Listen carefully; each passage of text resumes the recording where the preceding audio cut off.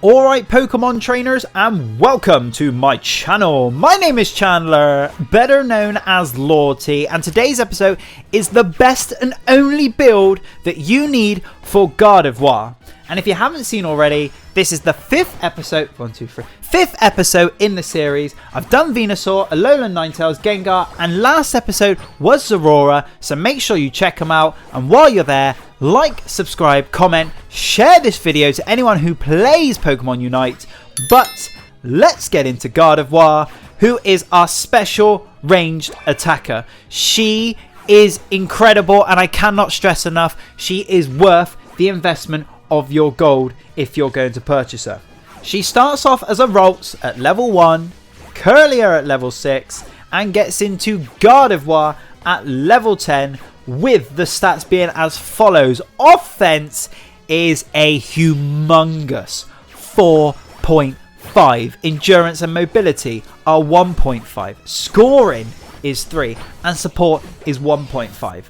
Gardevoir has amazing AoE damage. She has massive range, and her Unite move is absolutely incredible.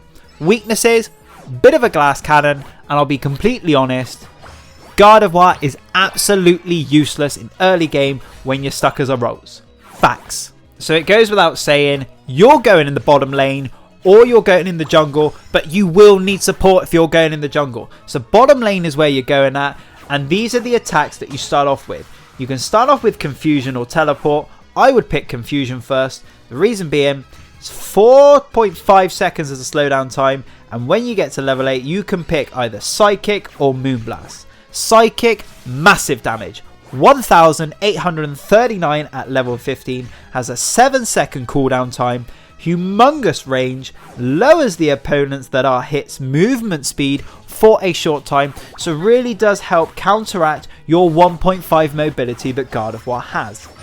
Or you can pick Moonblast, that has a 6-second cooldown time and attacks while moving back to create a distance. It stuns the opponent for a short time as well. So I'm telling you now, both are incredible choices. No, let's go into the next attack, which starts off at Teleport. It's an 11-second cooldown time, and it lets you warp a small difference of area. Yeah, it's okay. Yeah, it's good. But when you get to level 6, Psyshock or Future Sight is what you get to pick. Future Sight does 2,665 damage, has a 10-second cooldown time, and what it does is a delayed explosion. So when it hits them, the cooldown time is shortened, so you get to use it more frequently. Or you can pick Psyshock, that also has an 11-second cooldown time, but does a massive 4,362 damage, and it attacks the opponent 3 times in front of the user. So here's where you're going to pick between the two, right? Psyshock and Psychic are good if you're a average to okay player, but the pros, and like you watching this video, you're going to want to pick Moonblast and Future Sight. The stun factor, and I cannot repeat this, alright?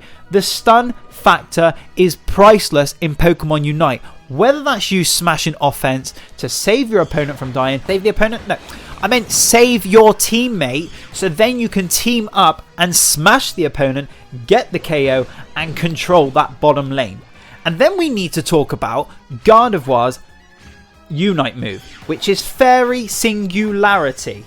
Hopefully I've said that right. But 3,516 damage. It draws the opponent into a circle and knocks them back out with damage. Make sure you hit with this, otherwise it's completely useless. As you can see on the screen, I'm okay with it and I need a little bit more practice.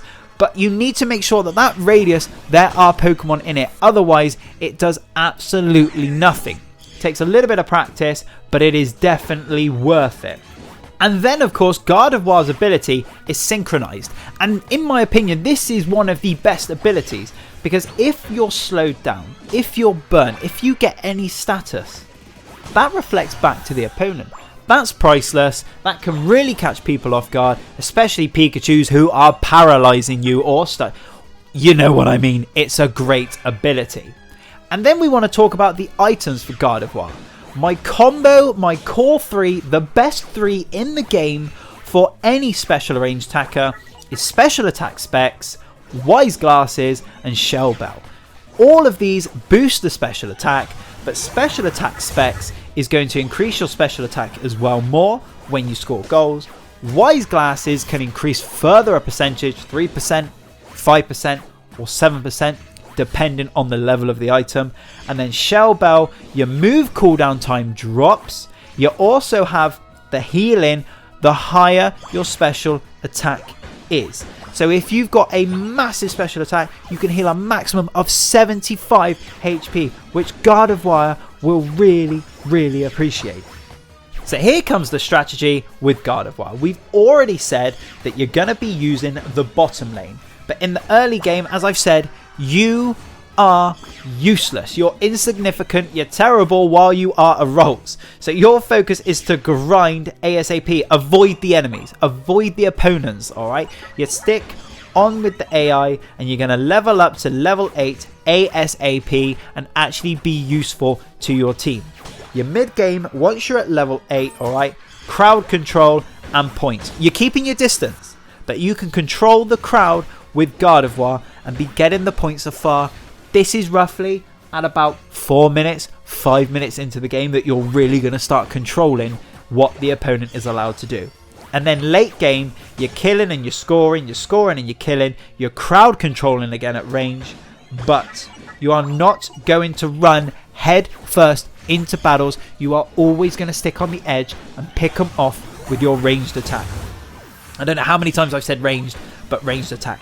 Perfect teammates for Gardevoir is an Alolan Ninetales, is a Crustle on your team. She really does appreciate it, so that is your decision. But overall, Gardevoir is an A tier Pokemon. Range, damage, amazing moveset. She is a glass cannon, but that's a fair trade for how much damage she does.